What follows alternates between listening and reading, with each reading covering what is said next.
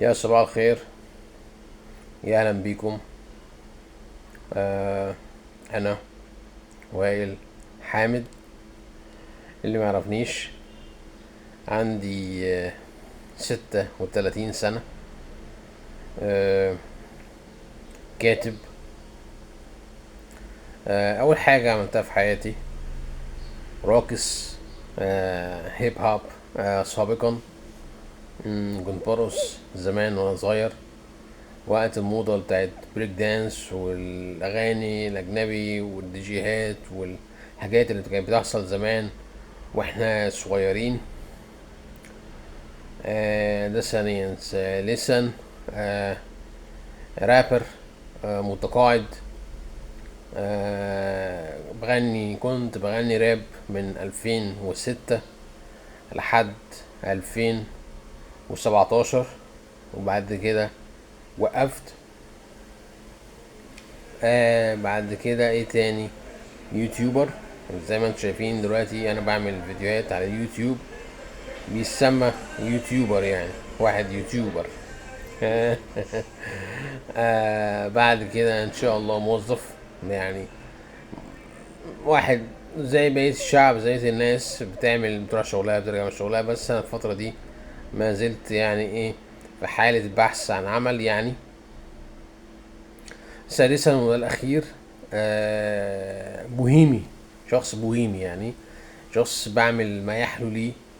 مش بعمل ما يحلو لي بالمعنى الحرفي المتداول الكلاشيه اللي الناس بتتداوله وبتتناوله، ونفس اللي كان قاله قبل كده احمد راتب في فيلم مش عارف، مع فريد شوقي تقريبا انا متذكر يعني. ولكن بوهيمي، يعني شخص بعيش بطريقتي، بعيش بحالتي النفسية، بحالتي المزاجية. مش مش مرتبط قوي بالمجتمع، مش مرتبط قوي بالقواعد بتاعت المجتمع، مش مرتبط قوي بالحالة بتاعة المجتمع المتعارف عليها اللي هي ماشية مع كل الناس. لا، انا شخص ليا يعني ايه، مزاج خاص وحالة نفسية خاصة بتعامل بيها وبمشي بيها في حياتي يعني. دي مقدمة معرفية للي معرفنيش وما شافنيش قبل كده وما يعرفش مين انا وائل حامد. وبعد كده بقى ممكن نخش في اي حاجة تانية نتكلم فيها. انا الفترة دي بتفرج على فيلم ذا ماتريكس. الفيلم ده فيه كذا حاجة يعني بتخاطبنا دلوقتي وبتتعامل معانا بشكل واضح يعني وعميق.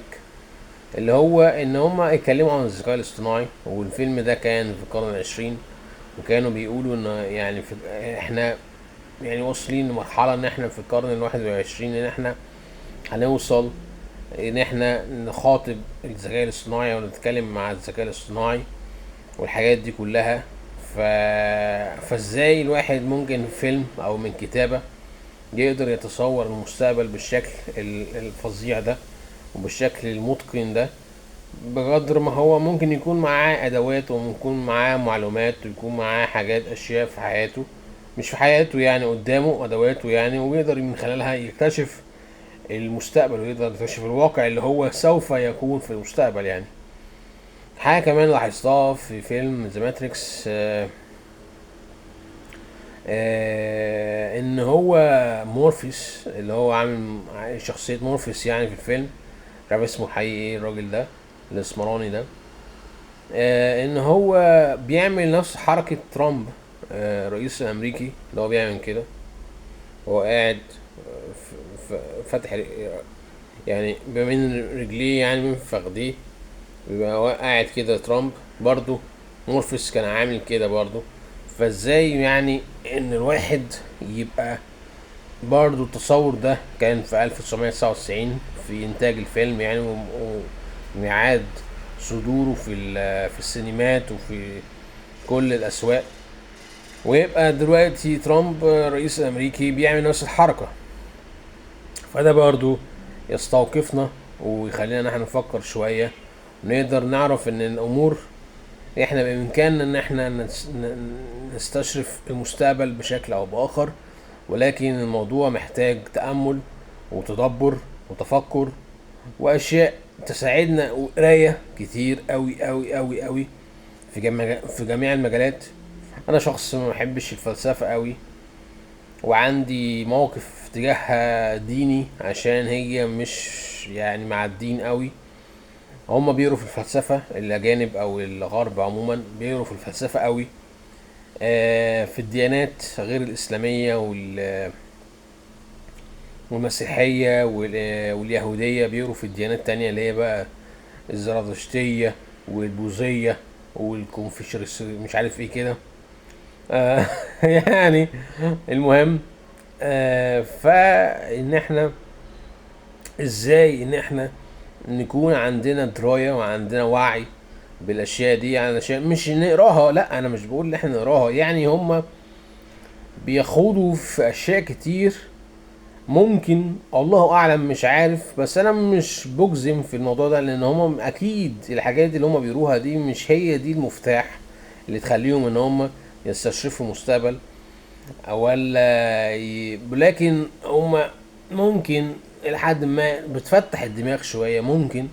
بس انا شايف برضو ان الدين الاسلامي برضو مهم جدا، قرايته مهمة جدا، والتفكر فيه والتدبر فيه مهم جدا، بيساعد برضو على الفهم، ان هو المرجع الاساسي بتاع عقل المسلم وعقل المؤمن، ان هو يخليه يشوف الدنيا بشكل ديني وايماني واضح وصريح، وما يخليهوش ان هو يخرج بره الاطار اللي يخليه يتجنن او يحصل زي ما حصل مع نيتشه والتشاؤميه بتاعت آه التشاؤميه بتاعت شوبنهاور والعدميه بقى بتاعت البير كامو وسارتر وسيمون ديفور.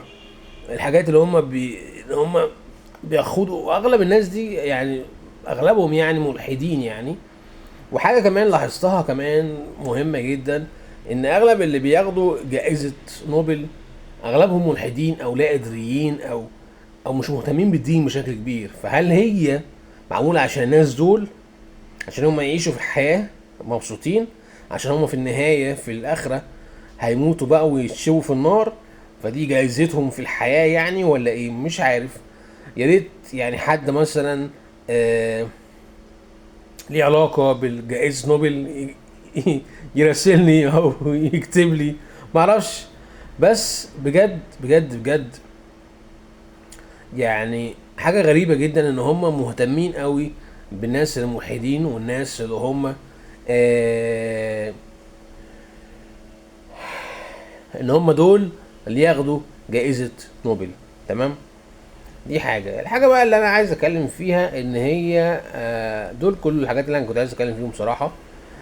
فمش عارف بالظبط يعني ايه ممكن يعني في كده حبل افكاري فلت شوية، فانا سعيد تاني عرفتكم عن نفسي واتكلمنا عن ماتريكس.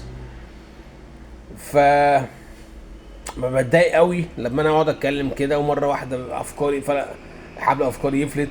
اه الحاجه اللي انا عايز اقولها لكم، ان انا اللي بيتكلم قدام كاميرا ده شخص في الاساس هو شخص بيكلم نفسه. يعني انا قاعد بكلم آلة او بكلم كاميرا، بس آلة ماشين قدامي، لا لا تتكلم لا تحس لا تشعر، وعمال اتكلم. فده في حد ذاته ممكن يكون وكل الناس اللي هي بتعمل كده ان هي بتتكلم قدام كاميرات، بتتكلم قدام كاميرات مش بتمثل. تمام، عشان بس نكون واضحين ان التمثيل فيه شعور وحس وانفعال واندفاع وانفعالات ما بين الاشخاص وبين بعضها. ولكن بتكلم على الشخص اللي هو يوتيوبر تيك توكر اي منصه اجتماعيه فيسبوكر، اي منصه اجتماعيه بيقعد يتكلم قدام كاميرا، بيكون في الاساس هو بيكلم نفسه. مش يعني هو مش بيكلم الناس او مش بيكلم حد، هو يعني انا قاعد في مكان مش حد خالص، وانا عمال اتكلم قدام كاميرا وكاني طبيعي. مش عارف يعني الموضوع ده طبيعي ولا لا، بس يعني محدش خاض فيه ولا اتكلم فيه ولا آه، اخده بمحمل علمي ومحمل نفسي واضح، ويفسر ان اللي بيحصل ده يحصل ده عبارة عن ايه. يعني ده هل فعلا ده حقيقي فعلا انت مش بتكلم نفسك، ولا انت بتكلم نفسك بس بإيحاء ان انت بتوصل لعقلك ان ده لا، ده في محاكاة ما بينك وبين حد، او محاكاة ما بين بني ادم، بس سوف يحدث بعد ذلك يعني. فاهمين قصدي؟ بس كده. دي الحاجات اللي هي خاطرة على بالي دلوقتي وفي دماغي دلوقتي. بلاش خاطرة على دماغي دي، عشان انا بتفكرني بوقت مش كويس بالنسبة لي وشخص مش كويس. حاجة في دماغي، الحاجات اللي هي في دماغي دلوقتي وبس. وشكرا.